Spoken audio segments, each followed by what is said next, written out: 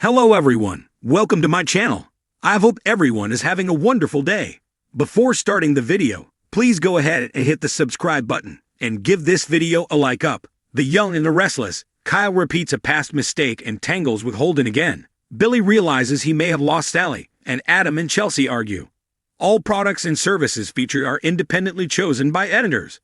However, soaps.com may receive a commission on orders placed through its retail links, and the retailer may receive certain auditable data for accounting purposes. At Society, Chelsea and Adam canoodle until talk turns to the cancellation of the Abbott Communications launch. Adam says Victor figures it blew itself up given it was Billy Abbott's brainchild. As Adam starts ragging on Billy, Chelsea mildly defends her ex's abilities.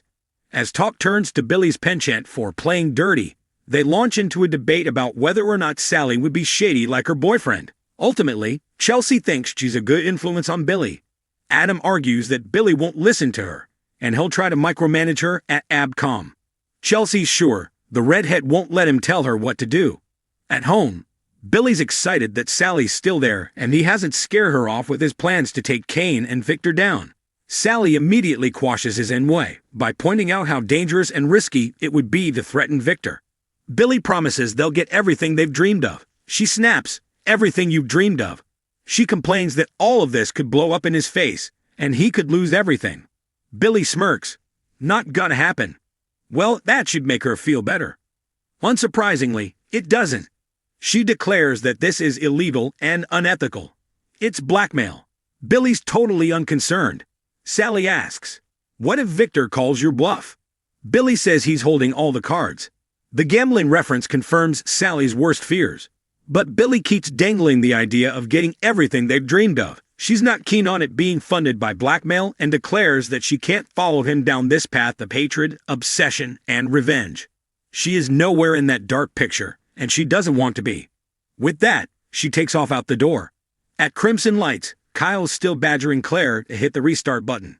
Claire can't forget that he lied to her so easily. She wonders if he'd ever have told the truth if it weren't forced out of him. Kyle, having learned nothing from his ill-timed marriage proposal, announces they should go on a getaway to Paris tonight. This will fix everything. Laying it on thick, he suggests it would honor her father. Claire points out this would be running away from their issues.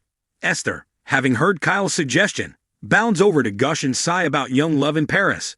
Once she's gone, Claire, as expected, tells Kyle she cannot go and accuses him of trying to distract her from their problems just as he did with the proposal. He broke her trust, and she can't forget that. Kyle acts offended that she's suggesting this is a tactic and starts up with blaming Audra and Victor for everything. She informs him that the issue is that he lied to her. Kyle, just wanting what he wants, continues his campaign. As he vows to do whatever she needs him to do in order to make things right, Holden appears. Esther pops up with drinks for the young lovers headed to Paris, but Claire tells her they're not going. Holden thanks Esther for the mochas the other night. He and Claire love them. Esther toddles off and Kyle tries to get rid of Holden, who announces he owes them both an apology for overstepping. Claire assures him he has no reason to apologize, and that he never overstepped. She prompts Kyle to speak, so the abbot allows that he may have overreacted. Holden announces that he's headed to Lay to close off Kane's offices there, but he'll be back.